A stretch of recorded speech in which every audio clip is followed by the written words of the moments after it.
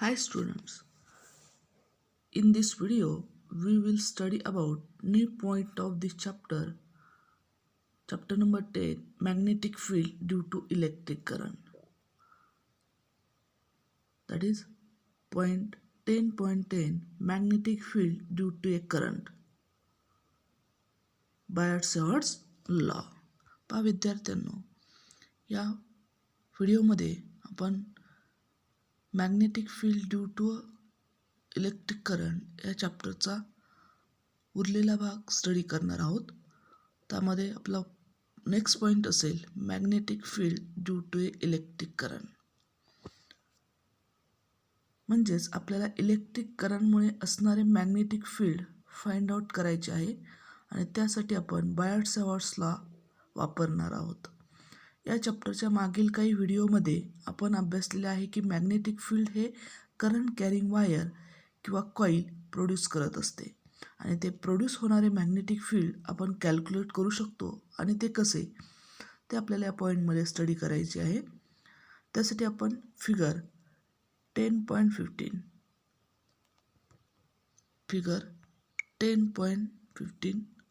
Study consider करणार आहोत, विचारात घेणार आहोत. ती फिगर काय दाखवते तर which shows arbitrary shape wire carrying a current I and DL is the infinitesimal small element along the wire.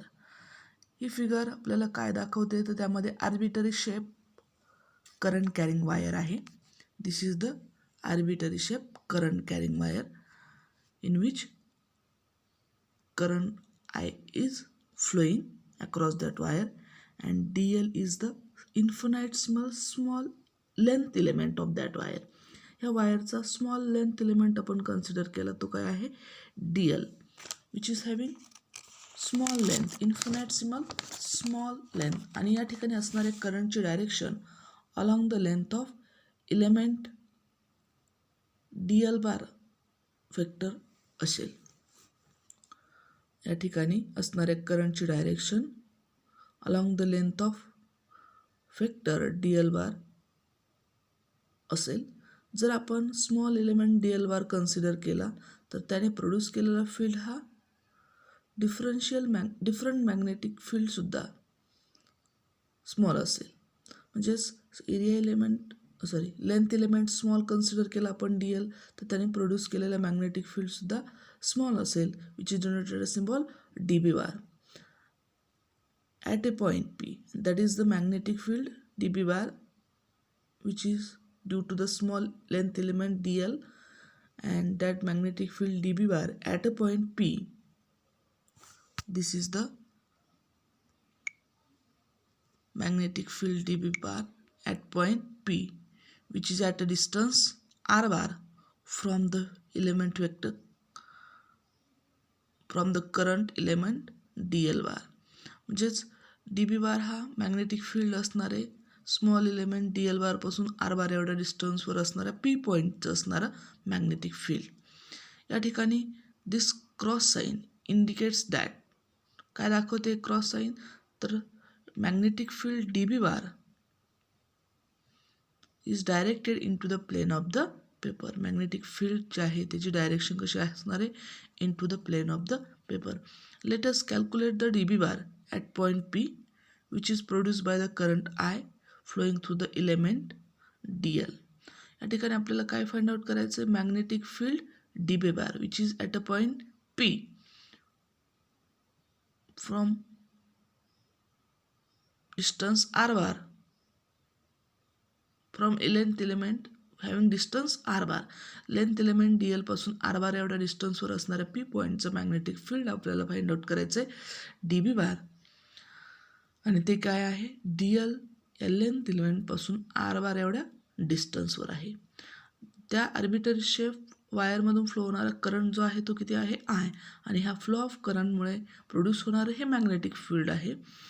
आणि ते मॅग्नेटिक फील्ड DL या स्मॉल एलिमेंटसाठी आपण कन्सिडर करणार आहे, म्हणजे स्मॉल मॅग्नेटिक फील्ड DB बार असणार आहे. So net magnetic field at point P. Let us calculate the DB bar at point P, which is produced by the current I through the element DL. So net magnetic field म्हणजेच total magnetic field at point P जर आपल्याला find out करायचं असेल तर त्यासाठी which can be obtain by superposition of magnetic fields D B bar at point P due to different length element at that point along the wire. आता ही जी wire आहे आर्बिटरी शेप्ड वायर ती D एलसारख्या अनेक small एलिमेंटपासून तयार झाली आहे. मग डी एलमुळे असणारे मॅग्नेटिक फील्ड जर डी बार असेल तर पूर्ण वायरचं असणारं मॅग्नेटिक फील्ड म्हणजे टोटल मॅग्नेटिक फील्ड आपल्याला फाइंड आउट करायचं असेल तर D L element D L बार सारखे अनेक एलिमेंटचे मॅग्नेटिक फील्ड आपल्याला काय करावं लागणार आहे सुपर इम्पोजिशन घ्यावं लागणार म्हणजे समिंग अप करावं लागणार म्हणजेच त्याचं इंटिग्रेशन आपल्याला घ्यावं लागेल आणि ते जर आपल्याला कॅल्क्युलेट करायचे असेल तर आपण इंटिग्रेशन घेणार आहोत म्हणजेच डी बी बारचे आपण टोटल समेशन कन्सिडर करणार आहोत due to length element D L म्हणजे डी एलचं इंटिग्रेशन सिंगल डी एलचं इंटिग्रेशन डी बी बार आणि total length of that arbitrary shape वायरचं जर आपल्याला मॅग्नेटिक फील्ड फाइंड आउट करायचं असेल तर आपण काय करणार आहे डी बी बारचं इंटिग्रेशन घेणार आहोत म्हणजे थोडक्यात डी एल बार एका सिंगल डी एल बार एलिमेंटमुळे असणारे magnetic field D B bar तर अशा अनेक डी एलमुळे असणारे मॅग्नेटिक फील्ड घेण्यासाठी आपण D B bar plus D B bar plus D B bar म्हणजे समेशन कन्सिडर करणार आहोत आणि summation replace by integration that is D B is equal to या ठिकाणी असणारं जे मॅग्नेटिक फील्ड आहे D B which is equal to mu 0/4 ideal sine theta upon R square equation number 10.31 D B is equal to mu 0/4 into ideal sine theta upon R square म्हणजेच D L small infinite small length एलिमेंटमुळे असणारं magnetic field at point P at a distance R bar from D L is considered as dB and which is equal to mu 0/4 ideal sin theta upon r square according to Biot-Savart's law. Equation number 10.31 where theta is the angle between dl bar and r bar. ह्या ठिकाणी theta काय असणार आहे dl बार आणि r बार यामध्ये असणारा angle असणार dl bar is the length element and r bar is the vector which gives the distance of point P from the length element. यामध्ये असणारा अँगल जर आपण थीटा दाखवला तर D B is equal to mu 0/4 ideal sine theta upon R square is आणि या ठिकाणी असणारं जे म्यू 0 आहे that mu 0 is called the permeability constant. mu 0 is equal to mu 0 shows us permeability constant which having value mu 0 is equal to 4 pi into 10 raised to minus 7 Tesla meter per ampere which is also having value one constant value 1.26 into 10 raised to minus 6 Tesla meter per ampere. The direction of dB bar is dictated by the cross product of dl bar cross r bar. म्हणजेच आपल्याला D बी बारची direction find out करायची असेल तर आपण काय करणार आहे डी एल बार ह्या स्मॉल लेंथ एलिमेंटचा आर बार ह्या वेक्टरशी जर क्रॉस प्रोडक्ट घेतला तर आपल्याला डी बी बारची डायरेक्शन मिळवता येईल. Therefore D B bar is equal to vectorially जर आपण कन्सिडर केलं इक्वेशन 10.31 तर D B bar is equal to mu 0/4 into ideal bar cross R bar divided by R cube equation number 10.34.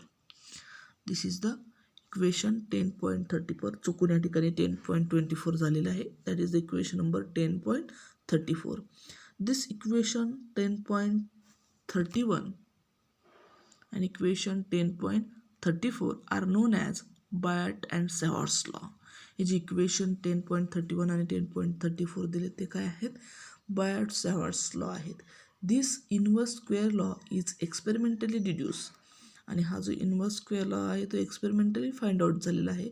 It may be noted that this is the steel inverse square law.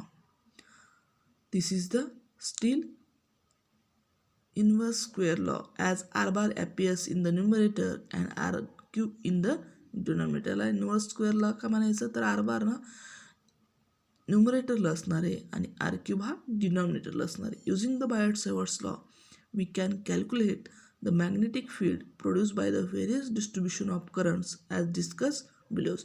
म्हणजेच बायट-सेवर्ट्सचा लॉचा use करून आपण वेगवेगळ्या ठिकाणचे असणारे magnetic field find out करू शकणार आहे वेगवेगळे current डिस्ट्रीब्युशनचं.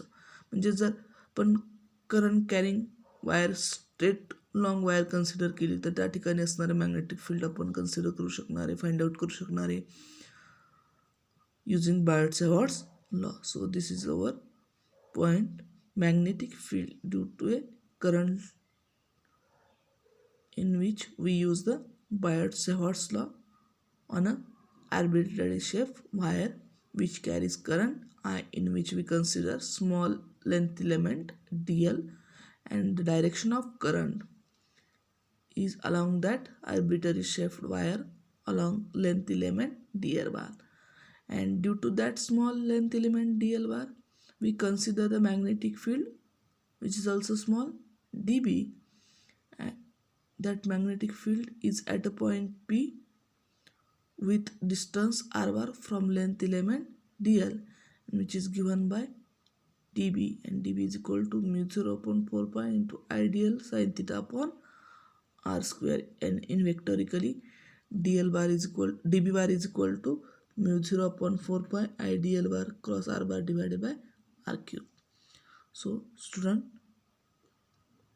this is our point, magnetic field due to a current. Remaining part of this chapter we will study in your next video.